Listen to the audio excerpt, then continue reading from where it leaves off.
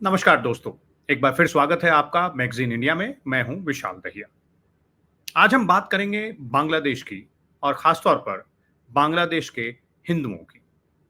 दरअसल 5 अगस्त को बांग्लादेश में जो तख्ता पलट हुआ, जिसमें शेख हसीना की सरकार को गिरा दिया गया, शेख हसीना को बांग्लादेश छोड़ना पड़ा और आर्मी ने कमान संभाली और उसके कुछ दिन बाद मोहम्मद यूनुस, जो कि एक नोबेल पुरस्कार विजेता हैं, उनके नेतृत्व में एक अंतरिम सरकार ने चार्ज लिया है।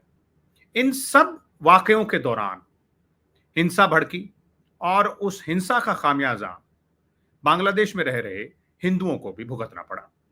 1971 में बांग्लादेश की आजादी के बाद शेख मुजीबुर रहमान, जो कि बांग्लादेश के पहले राष्ट्रपति थे और सबसे बड़े नेता माने जाते हैं, बांग्लादेश की आजादी की लड़ाई में काफी महत्वपूर्ण भूमिका उन्होंने निभाई थी।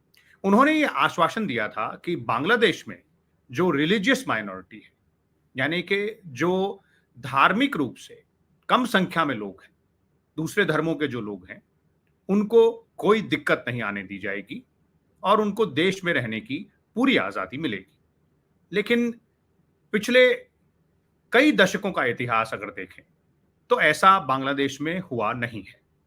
दरअसल बांग्लादेश में मुसलमानों के बाद दूसरी सबसे बड़ी संख्या हिंदुओं की है और लगातार पिछले कई दशकों से बांग्लादेश में हिंदुओं की जनसंख्या में गिरावट आ रही है। तो आज हम कुछ आंकड़ों के साथ आपको बताएंगे कि आखिर बांग्लादेश में हिंदुओं की जनसंख्या में कितनी गिरावट आई है और वो क्या कारण है जिस वजह से बांग्लादेश से हिंदुओं को या तो जाना पड़ा है या फिर उनकी संख्या कम हो रही है। शुरुआत 1951 से करते हैं। उस समय बांग्लादेश पूर्वी पाकिस्तान हुआ करता था। पूर्वी पाकिस्तान में हिंदुओं की संख्या 22% के आसपास थी। 30 साल बाद यानी कि 1981 में और बांग्लादेश के बनने के लगभग 10 साल बाद हिंदुओं की जनसंख्या में लगभग 40% से ज्यादा की गिरावट आई। यानी कि 1981 में बांग्लादेश में हिंदुओं की जनसंख्या पूरी जनसंख्या का केवल 12.3% रह गई।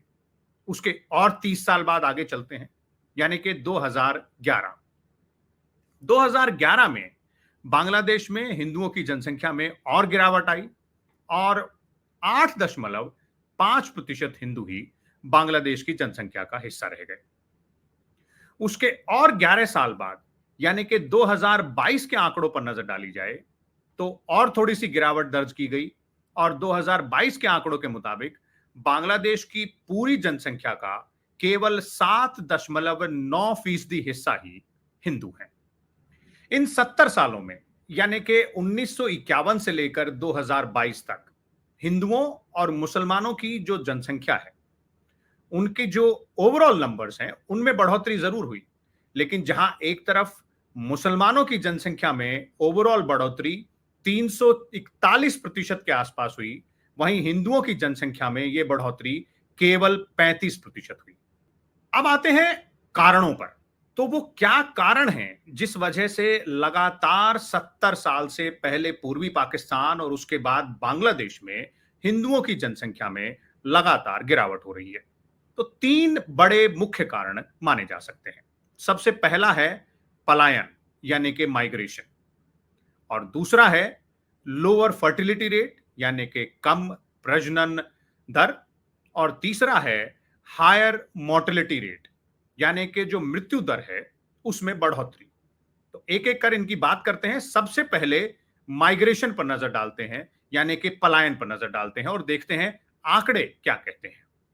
1989 से 2016 के आंकड़ों पर नजर डालें तो शुरुआती दौर में जो गैर आर्थिक कारण रहे, यानी कि कम सुरक्षित महसूस करना या फिर कोई और पारिवारिक कारण होना, उस वजह से हिंदुओं ने बांग्लादेश से पलायन किया।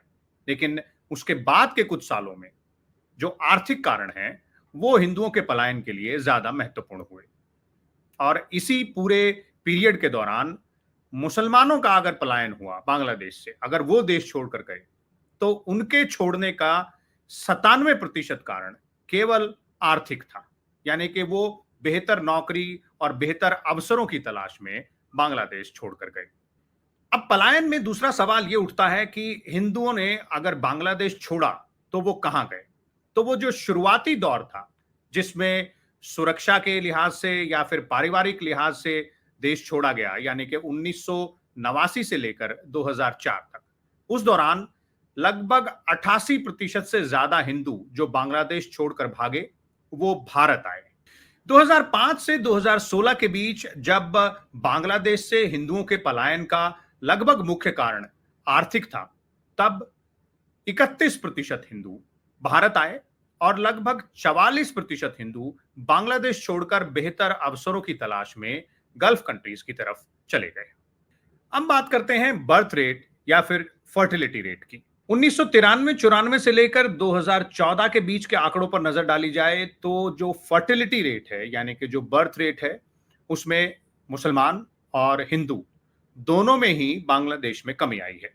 लेकिन हिंदुओं के बर्थ रेट में जो कमी आई है वो थोड़ी सी ज्यादा है। बांग्लादेश में मुसलमानों के बर्थ रेट की बात की जाए तो 1993-94 में 38.1% के मुकाबले ये घटकर लगभग 26% के आसपास हुआ। वहीं बांग्लादेश में हिंदुओं का बर्थ रेट अगर इसी पीरियड के दौरान देखा जाए तो वो 35.3% से घटकर केवल 20% के आसपास रह गया। अगर मृत्यु दर यानी कि डेथ रेट की बात की जाए तो 1989 और 2016 के बीच 5 साल से 44 साल तक की उम्र के बीच के आंकड़े पर नजर डालें तो दोनों हिंदू और मुसलमानों के बीच डेथ रेट में लगभग समानता है। लेकिन 44 साल से ऊपर की उम्र के जो व्यक्ति हैं उनमें हिंदुओं का डेथ रेट मुसलमानों के मुकाबले कहीं ज्यादा है। तो ये थी बात बांग्लादेश के हिंदुओं की। तथ्यों पर आधारित और आंकड़ों के आधार पर हमने आपको बताया कि बांग्लादेश में आखिर हिंदुओं की संख्या में कितनी कमी आई है और उसके पीछे कारण क्या है। इसी तरह की और दिलचस्प जानकारी के लिए और तथ्यों पर आधारित जानकारी के लिए आप देखते रहिए मैगजीन इंडिया। हमारे वीडियोस लाइक कीजिए, चैनल को सब्सक्राइब कीजिए और कमेंट कर कर बताइए कि वो कौन सी बातें हैं जिन पर आप मैगजीन इंडिया पर नए वीडियोस देखना चाहते हैं। नमस्कार, धन्यवाद।